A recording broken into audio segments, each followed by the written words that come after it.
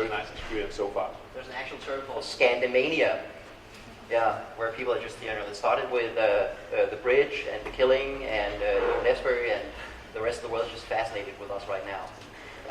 Rana, I'd like to go to you. Just looking at digital startups, we've come really far already, but it seems that we've done that without much help from government policies and so on. How far could we get if we have the relevant policies, the relevant systems? I think that we need to address the problem in the proper way. One of the things that we really lack is at least one minister who actually have a digital vision. We don't have that, unfortunately. The ICT and the digitalizing is just a part of everything else. I think we need more focus, and I think and also to see it inside Microsoft is a project called the North Star. North Star is that it seems that the Microsoft has been acquiring companies. It started in 2002 with Navision. You have the fast search company in Norway. You have Skype. You also have Nokia now. It is a lot of knowledge in this region, but we tend to not think global scalability. We do not think in order to address a fully blown out market, but also where we could have been. I think that we could have had a great position. One of the challenges that we have is that we are facing technology competition from Asia, even more Far East, because we are getting too lousy. We are actually using a lot of our resources onto not usable stuff. And I think that it has to start on the top. It has to start at least one minister, and then we can address it from that side. But also when it comes to the test bed that we're talking about, we should not limit it to non-sensitive data alone. The reason is that the public sector needs to pass through all the changes in regulations, in infrastructure, in the framework. It has to address sensitive data also. And then at the next run, you can decide, well, we need to limit it for non-sensitive only, but the change that is involved is a major swift for public sector, and it has to address sensitive data also. Very cool. So I guess the message here is vote for politicians who get it. Well, I think that also the industry has to take the blame, because the industry itself has been notoriously disaster setting a political digital agenda. Yeah. Unfortunately. So we have to blame ourselves on that. And going back to ourselves, Helga, I'd like to go to you, because I know you focus a lot on the role of community in startups. What is the role of the community in creating a successful startup? Well, I think that it's really, really important for people to get feedback from the environment, and I think it's really, really important for us as a community to give people the ability to fail, which is really important, and which we as a society in the North really suck at. But another thing that we also suck at is that we don't really allow people to succeed either. And that is, I think that's a big, big failure, because what you're seeing is almost all the successful Scandinavians are not successful in Scandinavia. They are successful somewhere else. And we need to drag those people back and use their expertise to basically pull us farther along. Mm-hmm. So allow for failure and allow for success. Yes. It's really important. Thank you. And I'd like to go to you, Jakob, because you're the one actually putting money into these companies. What do you think of the Nordics? Is this a good place to put your money? What do we get right? I think it's definitely a good place, especially right now, since the startup scene is evolving very rapidly in all the countries in the Nordics. Of course, I see mostly Finland, I see some of Sweden as well. I was here in Copenhagen a couple of weeks ago as part of Startup Sauna, and we selected a couple of companies from here. It seems that the startup scene is booming pretty much everywhere.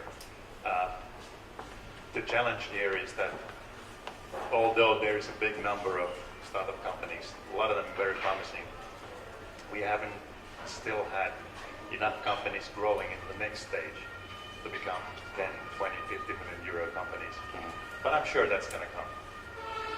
So, and what is it about the Nordics that makes this a good place to invest in startups? I think it's the fact that people take initiative here. People are very individualistic and take action, especially young students. And that's where you get the crazy ideas, the very promising startups. We who are older, we tend to be very safety conscious, very risk averse. Young students are not. Mm-hmm. So some of what Helga is looking for, you're actually seeing people willing to take a risk. Yes. Oh, that's fantastic. Lana, you want to say something? Yeah, let me just add it. I think a lot of the when a security system that we have into the Nordic area do give or allows people to take a risk in order to do the startup. But from the startup point of view to a scalability, that's a totally different issue. But I would also like to get back to where we need a change of policy. If you look at, for example, the purchasing in the public sector, the purchasing in public sector mainly are handmade for the large companies. Mainly they are. In Norway, I can count the providers in one hand. Kind of awesome for Microsoft. It is. But well, we need to change. We need to change the purchasing policy in order to open up the doors for the small companies to be there. They can piggyback a larger player. Of course, they can do that. But we need to open that up, and that is a policy change that are required. When it comes as is, it is not good enough. Awesome. Very specific solution. I like that. Steve, you want to say something? I don't agree. Yes. Let's get some disagreement. I don't agree, and here's why. We're entering an age very, very rapidly now, and I'll just give you some examples, and these are new examples, but some of these have been around for a while. We've got Elon Musk releasing his patent portfolio. Yeah, it's a commercial decision because he's going to be able to get more capacity out of his battery factory. We've got Uber, the car-sharing company that are taking on the entire global taxi industry, which are all bottom-up. They're blasting through legislation and politics. We've got the same with Airbnb, and we're just going to see more and more and more of these new, really disruptive startups getting a huge foothold in the market because they're driven from the bottom up by people. There's two places where I think we've really, really got to start looking. And I'm not here to point fingers at any big companies. I was one of the co-founders of PepsiCo's global Good For You Foods innovation strategy in North America. I've worked within big companies. I've been lobbying up at the White House and Capitol Hill. I've done all of this shit. There are two things that are coming that are going to have a profound change on how we think about ITC and technology. One of them is the blockchain protocol. Forget about Bitcoin. Think about the blockchain protocol and distributed trust. It's a game changer when you get your head wrapped around it.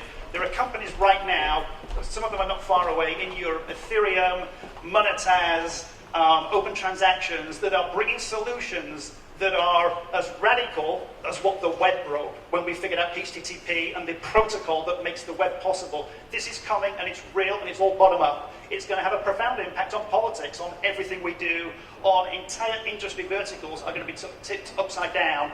And then we've got the personal cloud, where we have a cloud that is like a vault where we store our data. We own our data. It's our data that's been captured. We've got companies IPOing for $100 billion, Mark Zuckerberg's company, and their entire business model is based on our data. And the payback is you get it for free. It's crap. It is crap, and it's going to change. Because that data is ours, we need that in our vault, and we decide what we want to get back for that data transaction. That is what is coming, and it's bottom up, but it's going to enable politics to become more efficient. It is going to enable legislators and policymakers to be more efficient and to actually drive through the change that the people that live on the streets and ride on their bicycles and educate their kids and grow old in retirement homes and get ridden around by Ollie on the amazing rickshaws here in Denmark. That's what we should be building for. We shouldn't be building for, whether or not it's going to advance the strategy of Microsoft. Microsoft have a role to play in this new ecosystem, but it's going to be a different role to the role that they had, and that is just a fact. We're getting. I'm just wondering which part of what I said you disagree. Well, I think if the focus is on policymakers and expecting policymakers, Now, they're just a piece Can I just add of the in? jigsaw. I think you totally misunderstood what I said. Can we let's get the mic down to Rana. Yeah, let me just- First of all, we're getting some heat here, which is awesome. Okay. And secondly, Yeah. but before you get started, if this goes into too much detail, I may I will refer not. to the workshops. Because this panel has 5 minutes left. Into detail. Go, Okay. Rana. Let me just give you an example. The Norwegian government purchased for 400 billion Norwegian krona annually. Okay? A major part of that is ICT purchasing. I want to change the policy so small players are in a position of delivering their services disruptive, great, up to public sector. That is what I said. And I cannot understand how you're able to disagree with that. So I'm gonna defer that discussion to the workshops because there's obviously some meat on them bones, and I think that is fantastic. Martin, you have a comment? Yeah, I'd just like to try to bridge the gap here. And it might not be successful, but what I think, put you in the middle. discussing whether it should be bottom up or top down, I think it should be both. And if we look at Silicon Valley, which we often do, what is the strength there is that it's both, policy makers, it's universities, it's the startups, it's the financial institutions, it's kind of everything playing together. So I don't think it's so much about should we do that or should we do that, we should do both. And let's definitely not get the conflict to be between us among what we do first, but rather push all the elements towards a great ecosystem. And yes, Helga. Well, I think that it's really important to realize that the role of the government is not run startups or provide policy for startups. And I actually don't agree with you that the government should buy more stuff from startups, because then we'll have a lot of small companies creating stuff for the government, which is not really what we want. We really want people to come up with crazy ideas and get people like you to fund them, because they are crazy enough that they might actually be onto something. And that's what startups should do. They should not be riding the backs of the government and looking for the government to be innovative, because they're not. So what is the role of the government, Helga? The role of the government is basically, it's like curling. Yeah? In what way? So basically, me as a startup, I have the ball. Yep. You as the government, you are the guy with the brooms. I'm really sorry, I'm going to shut this part of the discussion down. I'll just add a quick word of warning. From investors' point of view, one of the things I've seen, and all the investors have seen in Finland and other Nordic countries, is that politicians are very eager to ride on the startup scene wave. Mm-hmm. And one of their ways usually is to push money in things. Mm-hmm. And that's going to be very dangerous if they start pushing money into something politically chosen. That's when you halt the innovation. Yeah. That's when the crazy things don't happen. Interesting. I'm sorry, I'm going to have to stop this part of the discussion because we only have 2 minutes left of this panel, and I wanted to get to this question, which I think is really important. I'm going to throw it out to all of you to reply to. I want to go to the big question, which is why.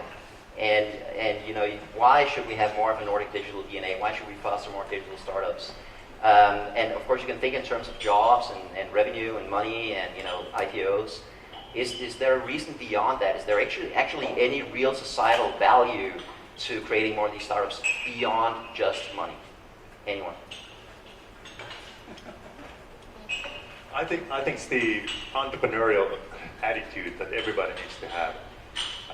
It's not just the entrepreneurs, the startup people who are actual entrepreneurs, but the people like you in Microsoft who obviously have an entrepreneurial attitude. Also, the people in public sector need to have it. I think the long-term effect of this whole thing is positive if it fosters that kind of attitude. It changes the culture. Mm-hmm. Changes the culture in what way? Sorry. Changes the culture into more dynamic society. where it's more accepted that some jobs are lost and some are created. Right. Some companies fail, some do really well. Rana? Dynamic. Thank you. That's the word. Rana, final word? I think that the goal itself is not a startup or more startups. That is a function of a policy that actually works.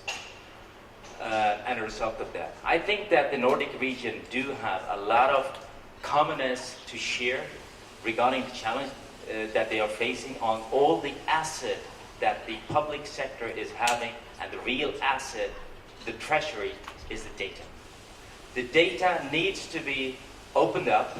It needs to create more innovation, and that innovation will most likely will be created by small entrepreneurs who do see a different way of approaching those data, combining data with a private personal wallet or whatever that is, and that results in a startups will portion in the future. But we do need, I think that the Norwegian minister needs to sit down and see the commonalities, share the challenges, and drive out a policy that will be implemented domestically, but where you can share the effort that you have across the Nordic region. I like that. I'm torn here because on the one hand, this is an awesome discussion. I'd love to get you to answer it. But on the other hand, my prime responsibility today is to keep us on time, and we're already 1 minute over time. So please give our panel a massive round of applause.